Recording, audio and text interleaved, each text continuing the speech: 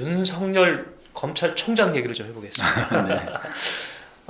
기초적인 거 얘기고 혹시나 잊어버리신 우리 그 시청자도 있을 것 같아서 왜 이렇게 여당은 윤석열 총장을 미워해요?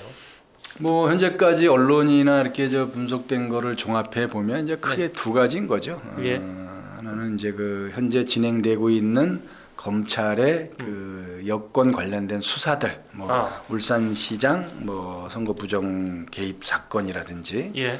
그다음에 뭐 이렇게 진행되고 있는데 뭐 신라젠 사건, 뭐 라임 사건 같은 것들, 그다음에 뭐 이런 것들에 대해서 계속 그 검찰에서 뭔가 이렇게 뒤적이고 쥐고 있고 뭔가 이렇게 수사하고 하는 것 자체가 뭐가 어디서 나올지 모른다는 거잖아요. 그러니까 이게 사실 이게 좀 불안한 거죠. 사실은 예를 들어서 그 라임 그 사태 관련해서 뭐 그 아주 친문 핵심 의원 이름도 이미 거론되고 있죠. 네. 여기서 이름 얘기해도 되나요? 이름 하시죠. 뭐 검찰에서 뭐 이미 하는데 뭐 검찰 발표는 안 했어요. 네. 이게 이제 뭐 기동민 의회라는 거니까. 네. 근데 이제 그런 식으로 하다 보면은 이게 진행되다 보면 이게 나중에 무슨 일이 더 나올지도 모르겠다라고 하는 그 염려에서 그 미리 검찰을 조금 길들이기를 해야 된다. 뭐 그렇죠. 날카로운 칼을 약간 무디게 하거나 뭐 지금 말씀하신 대로 뭐 그렇게 하고 그거 제일 좋은 거는 총장을 바꾸는 게 제일 좋지 않겠냐라는 거고 그러니까 바꾸면 제일 좋을 것 같고 못 바꾸더라도 계속 압박을 해가지고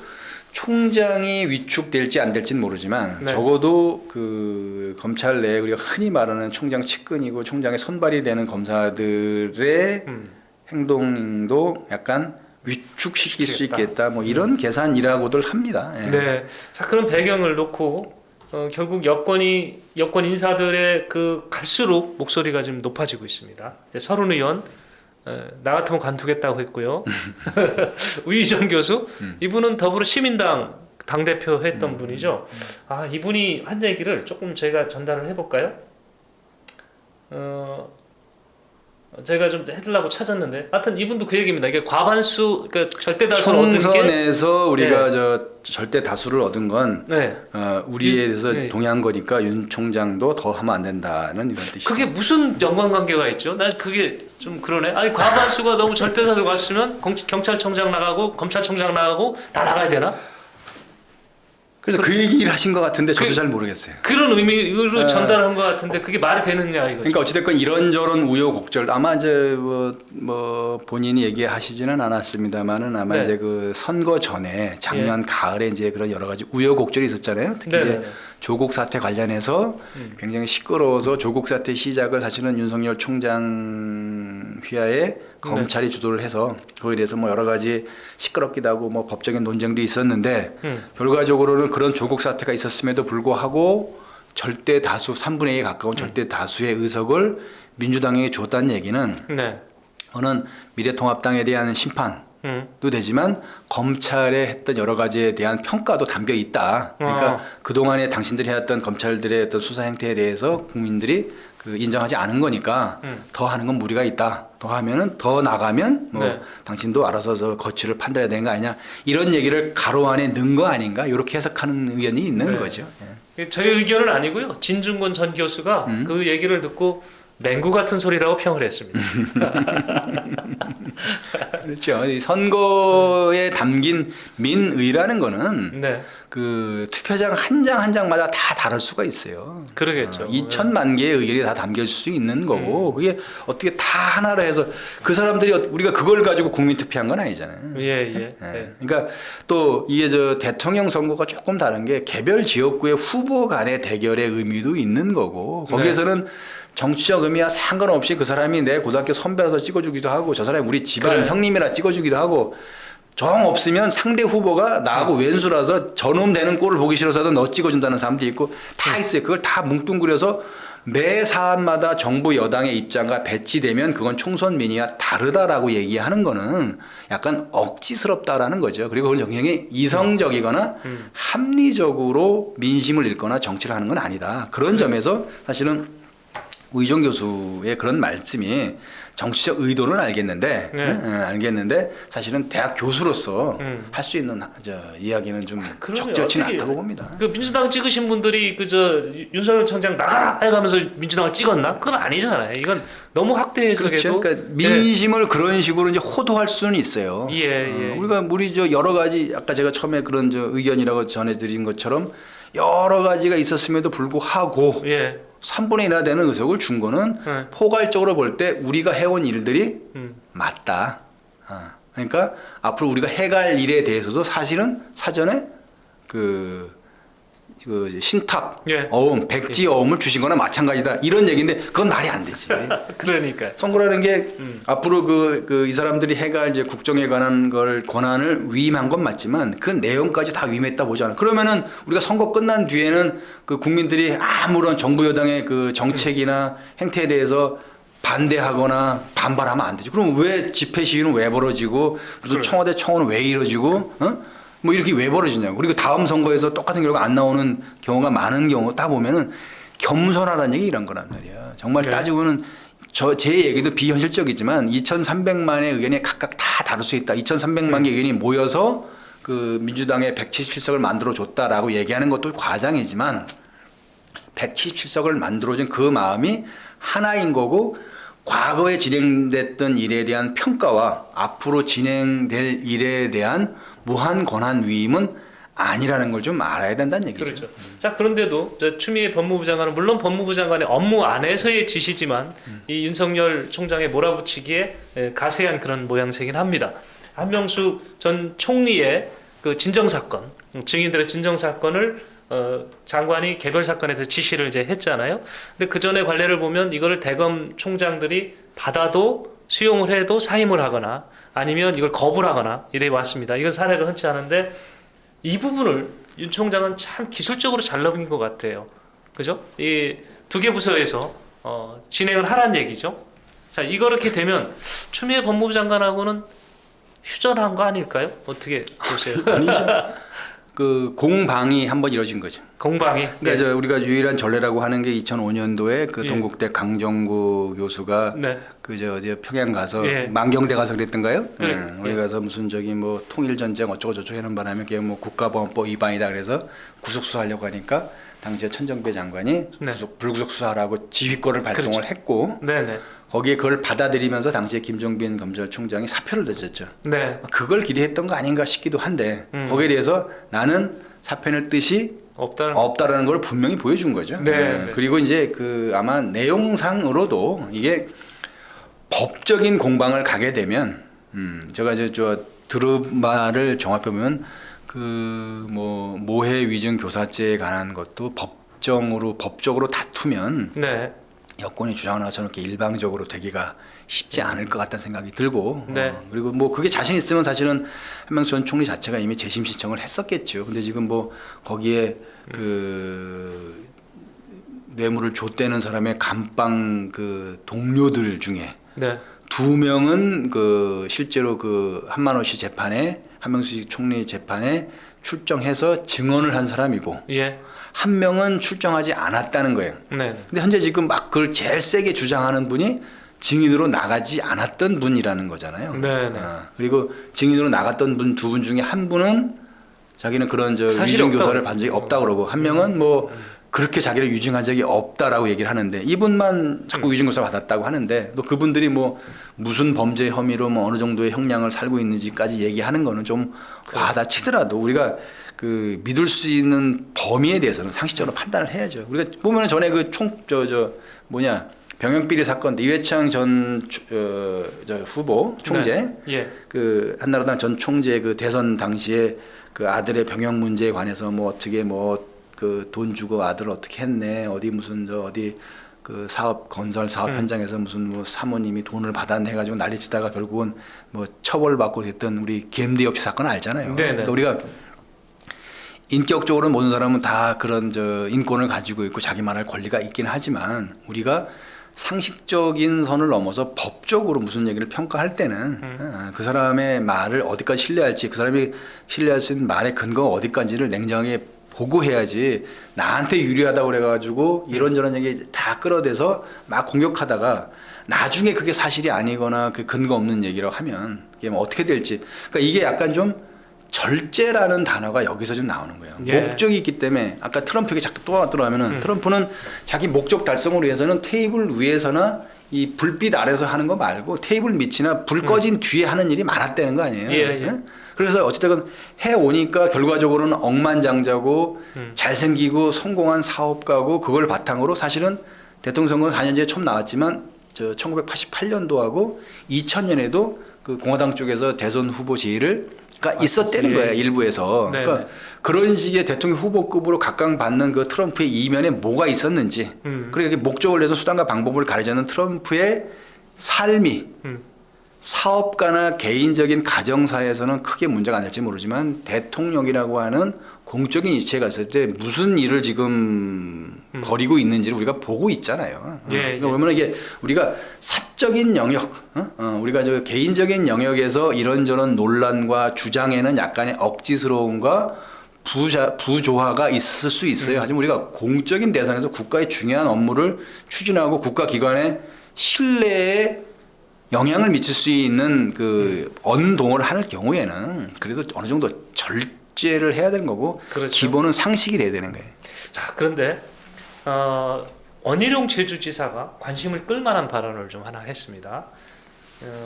문재인 대통령이 그러니까 지금 그 여당에서 자꾸 윤 총장을 몰아붙이고 또 이걸 바라다 보는 국민들의 시선이 곱진 않고 편치 않거든요. 그러니까 문재인 대통령이 결단을 하라는 얘기인데 윤 총장을 신임하든지 해임하든지 결정을 해라 그랬습니다.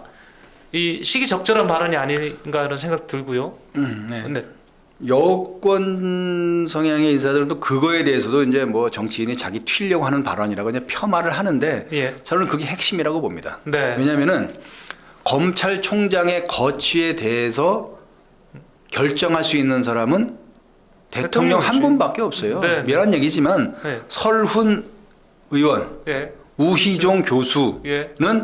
검찰총장의 거취에 대해서 이래라 말할 자격이 없는 사람이에요. 그렇죠. 권한이 없어요. 네, 네. 우리 저 성국장님이나 저처럼 네. 그냥 얘기하는 수준 그 그렇죠. 이해 아니야.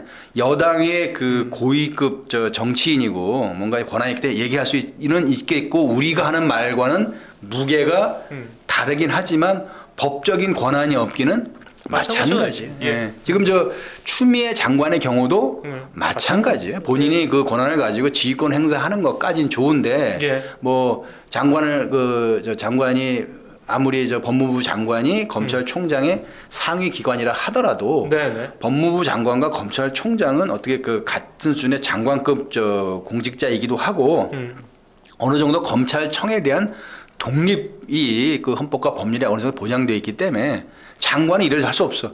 대통령이 임명하기 때문에 대통령이 해임을 하거나 네. 아니면 대통령의 명을 받아서 위임을 받아서 장관이 뭔가를 발표하는 거는 돼요. 네. 근데 지금 추미애 장관한테 문재인 대통령이 뭐 검찰총장의 임면권에 관해서 뭔가 권한을 위임했다는 것도 확인된 바가 없고 그렇죠. 대통령이 아무 얘기도 하지 않았어요. 그러면 예. 그냥 미안한 얘기지만 얘기예요. 예. 그래서 중요한 거는 대통령이 임명했으니 면직을 시키시든지 해임을 하시든지 아니면 뭐 완곡하게든 직설적이든 그만뒀으면 좋겠다는 뜻을 밝혀야 검찰총장의 거취가 움직이는 게 맞는 거죠. 네. 따지고 보면 그 전에 우리가 지금 저 대한민국의 정치가 뭐 상식과 뭐 합리 얘기를 합니다만은 조선시대 당쟁 수준은 못 보느라고 있는 게 이거 보면은 조선시대 그 저 조선왕조 실록도 그렇고 여러 가지 사례들을 보면 이게 일종의 보면 상소거든. 예. 상소. 예.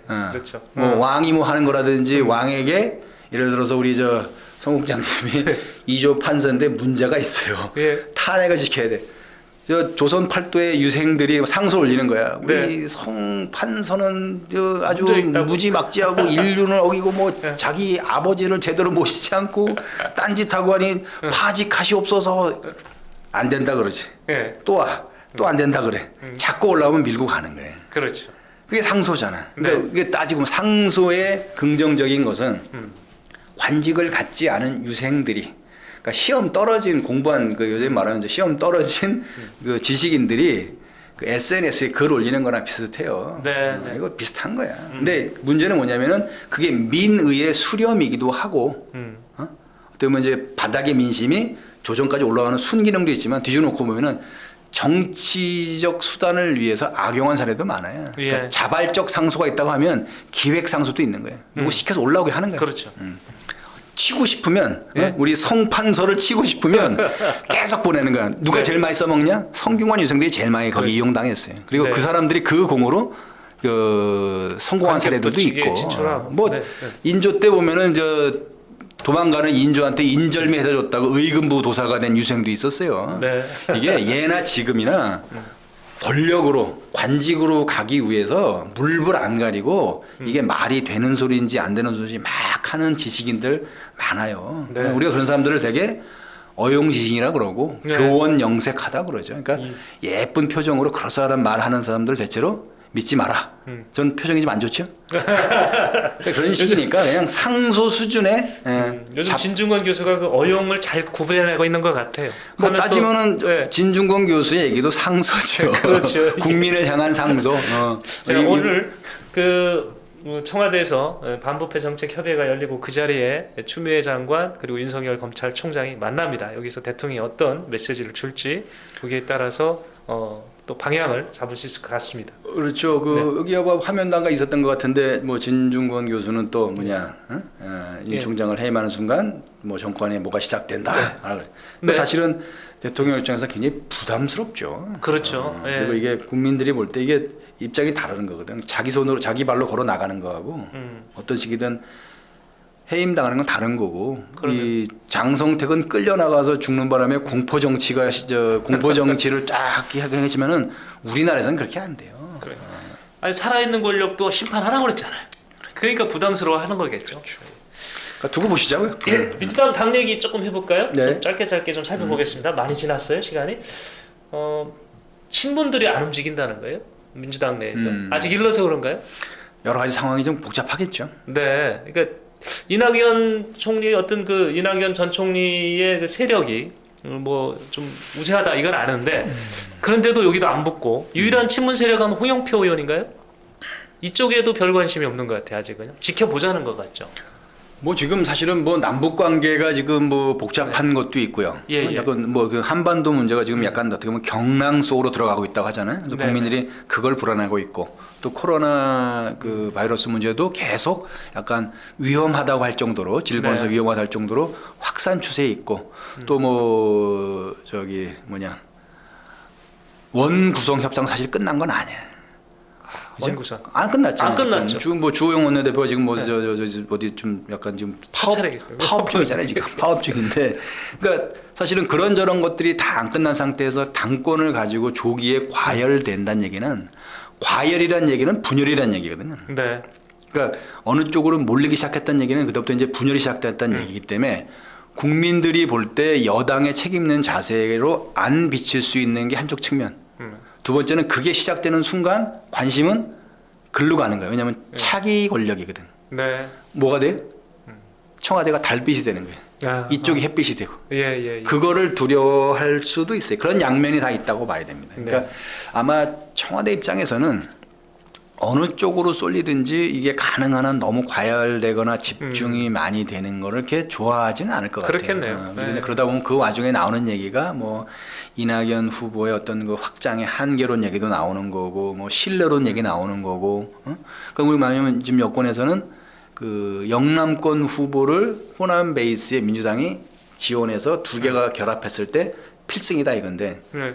호남 후보가 나왔을 때 영남권의 지지가 어느 정도 될 거냐에 대한 우려가 이제 그 확장론에 대한 핵심인 거고. 예. 그다음에 이제 뭐 그 이낙연 그 의원 자체가 뭐 친문 핵심들과 좀 화학적으로 결합된 뭐 그러한 정치적 배경을 갖고 있지 않은 거에 대한 우려. 그다음에 또 일부에서는 지금 김부겸 의원이 적극적으로 나서는 맞상대가 되고 있는데 예를 들어 김부겸 의원과 이낙연 의원이 대표를 놔두고 만약에 둘이 격돌을 한다 그러면 영원한 대결을 빌 수도 있고 그렇죠. 이긴다 하더라도 당연히 그 현실적으로 보면 이낙연 후보가 이길 가능성이 큰데 그러면은 그 어찌됐건 민주당이긴 하지만 영남권 후보가 호남권 후보한테 지는 모습을 본 영남권 주민들의 그 향후 선거에서 어떤 뭐 정치적 민심 이런 네. 것들 이런 것들이 사실은 고민스럽기 때문에 의원들도 좀 서둘거나 이게 본격적으로 막 과열되는 거를 위아래 다 바라지 않는 상황인 것 네, 같아요. 알겠습니다. 자, 주호영 원내대표 상임위원장 자리 모두 포기할 뜻을 지금 밝히고 있습니다. 물론 사찰에서 나오는 얘기인데 가장 마음을 비고 있는 자리가 사찰 아닐까 생각하는데 거기에서 그런 얘기가 나오고 있습니다. 어떻게 보세요? 맞다고 보시는 거예요? 뭐 그냥 그것도 역시 또 카드죠. 네, 저는 주호영 대표가 원내대표를 사의를 밝히고 뭐라 그래 잠행 네, 한 거는 이제 양쪽에 대한 다 카드라고 그랬잖아요. 여당에 대한 카드도 되고 네, 네. 미래통합당 내부에 대한 카드도 되고. 근데 이제 모양은 굉장히 괜찮아진 게 거의 최고령 비대위원인 성일정 의원이 예. 찾아갔고 예. 이제 주말에는 이제 비대위원장 김종인 위원장까지 찾아갔어요. 그러니까 이제 당내에서 신임은 어느 정도 확인이 된 것 같고 또 초선 의원들은 굉장히 또 주호영 대표의 그 판단에 대해서 동의나 지지를 해주는 것 같아요. 네, 네. 3선 이상 다선들은 잘 모르겠지만 그러면 이제 중요한 건 이제 당내의 주호영 대표의 대여 협상 능력에 대한 의심이나 불신에 대한 건 어느 정도 정리가 됐다고 볼 수가 있어요. 그러면 힘을 가지고 다시 대여 협상을 나가서는 중인데 예. 이럴 경우에 무슨 카드를 내겠냐. 근데 사실은 그게 진심일 수도 있고 진심이 아니더라도 진심이더라도 협상 카드로는 18대 0을 감수하겠다라는 게 맞는 거죠. 지금부터 뭐 우리가 어딜 받을 테니까 어딜 달라는 얘기는 사람이 좀 치사해져요. 그리고 예. 거기선 동력이 확 끊겨. 그리고 현실적으로 뭐 더군다나 이제 여당에서 뭐 알토란 같은 상임위원장 자리를 주겠다라고 말한 것 자체가 제가 보기에 실수예요. 그거 완전히 떡고물 얻어먹겠다고 덤비는 옛날에 유신 시대의 삭불한 논쟁과 달라질 게 없어지거든 잘못하면. 네. 지금 상황에서 그걸 받아가면 알토란 같은 상임위원장 받아가신 분은 뭐가 돼? 그렇죠. 그러니까 어쨌든 18대 0인데 현실적으로 가능성이 이렇게 작아 보이지는 않아요. 예. 자, 오늘 시사 적중에서는 워싱턴 정가부터 북한 또 민주당 통합당 이렇게 쭉 한번 둘러봤습니다. 주말에 많은 일들이 있어서 저희가 1부, 2부 끊지 않고 계속 연결했는데 우리 시청자 여러분께서는 1부 보시다가 계속 이렇게 저희가 2부도 올려놨으니까 함께 보시고요. 또 구독자 아니신 분은 구독 눌러주셔서 응원해 주시면 보다 좋은 소식으로 시청자 여러분을 만나도록 하겠습니다. 오늘 장시간 강 박사님 수고하셨습니다. 네, 고맙습니다.